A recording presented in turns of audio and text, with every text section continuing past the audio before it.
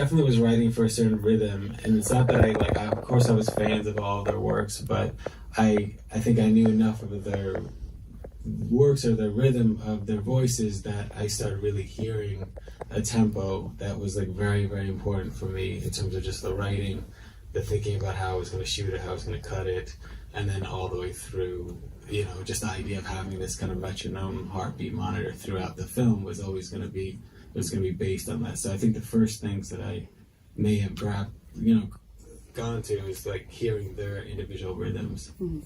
And when a script drops on your mailbox and somebody says, "Oh, I've written this with you in mind," is that a good thing or is that a daunting thing? It's always nice to be thought of.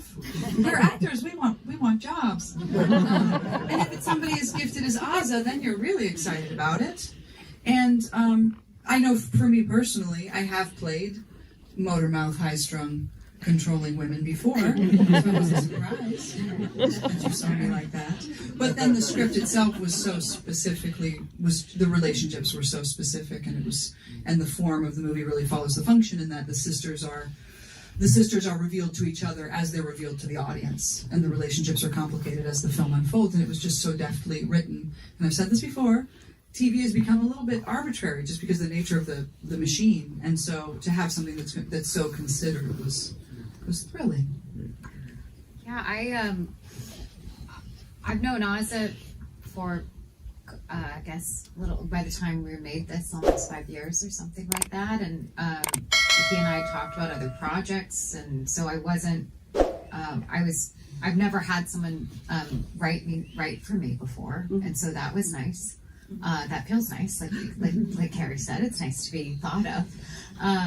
And I think it was really about the how he wanted to put it together. That was I would have done anything with Ozza and these two women because of the integrity of how he was trying to put it together. He knew exactly what the financial circumstances were going to be, regardless of anyone's financial place in the market.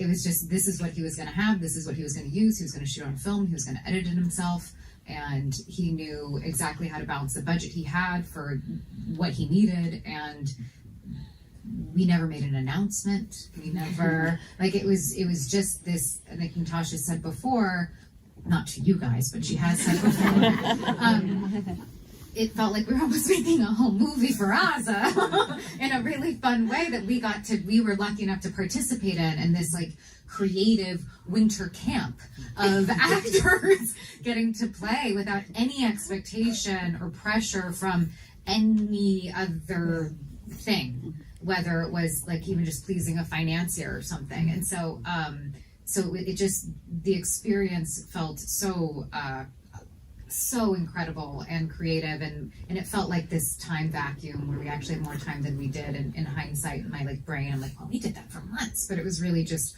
3 fast weeks. And so I think the integrity of getting to shoot like this was so much a part of the DNA of the script even itself. Did you three know each other before?